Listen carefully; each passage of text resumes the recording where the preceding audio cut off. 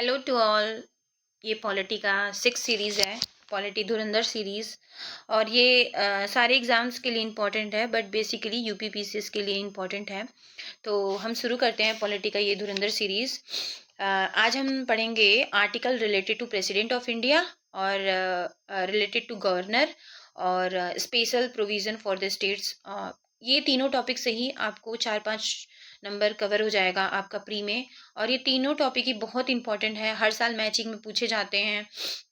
Search and reasoning में भी ये बहुत पूछे जाते हैं। तो आप इस टॉपिक को अच्छे से कवर करिए, बार बार वीडियो देखिए, बार बार अपने नोट्स को याद करिए, रिवाइज करिए, प्रॉपर प्री का नोट्स बनाइए और प्री के लिए अभी से ही शुरू कर दीजिए, क्योंकि लड़ाई बहुत लंबी है और प्री बहुत हर्डल हो रहा है लोगों के लिए। प्री ही नहीं निकल रहा है तो मेंस का तैयारी करके हम क्या करेंगे। तो प्री अच्छे से पढ़ना है और इस बार हमें फोड़ना है।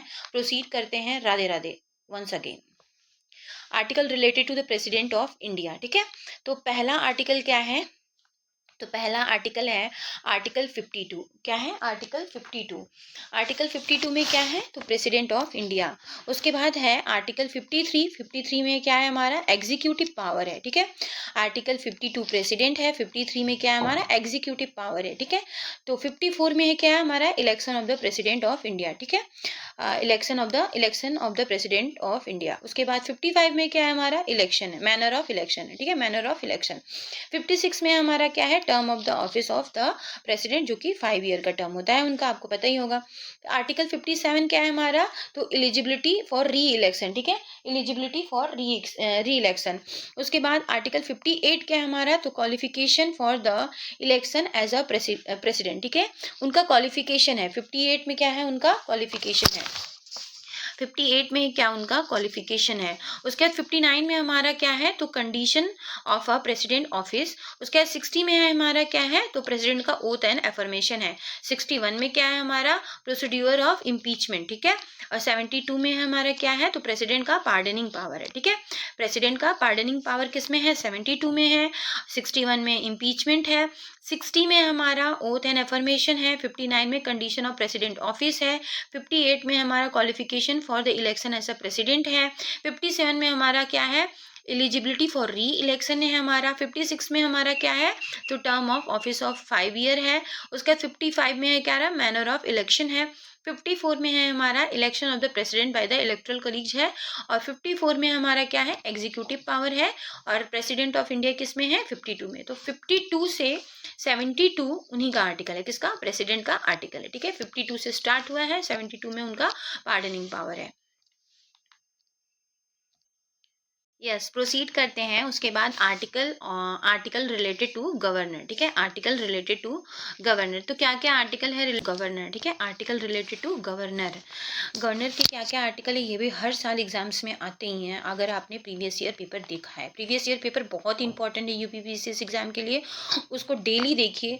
और 30 साल तो प्रीवियस ईयर आप यूथ का ले लीजिए, वहाँ से करिए, बहुत अच्छा है।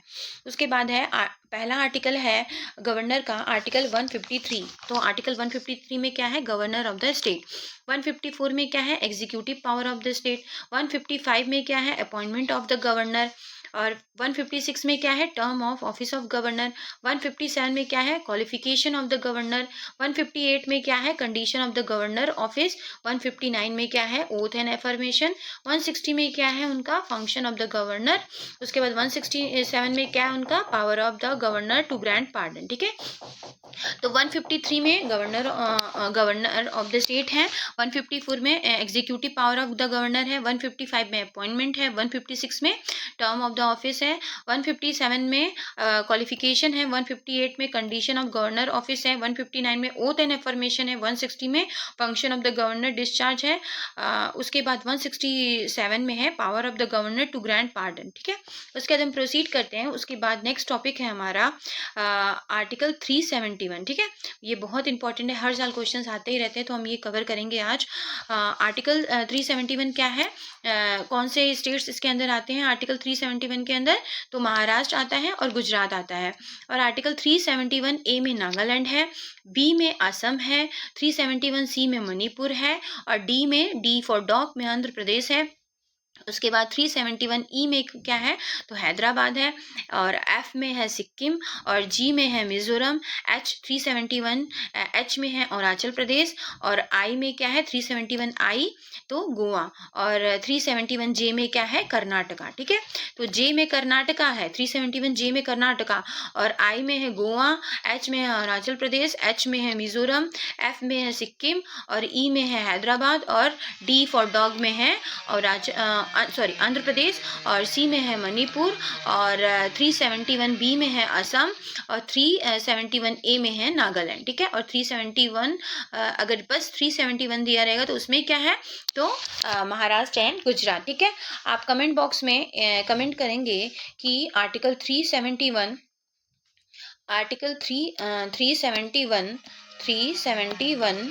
371 ए में क्या है, और बी में क्या है, और सी में क्या है, ये तीनों आप बताएंगे। आप कमेंट करेंगे, आपको याद होगा, ये तीनों बहुत इंपॉर्टेंट है। Okay, Radhe Radhe, thank you so much.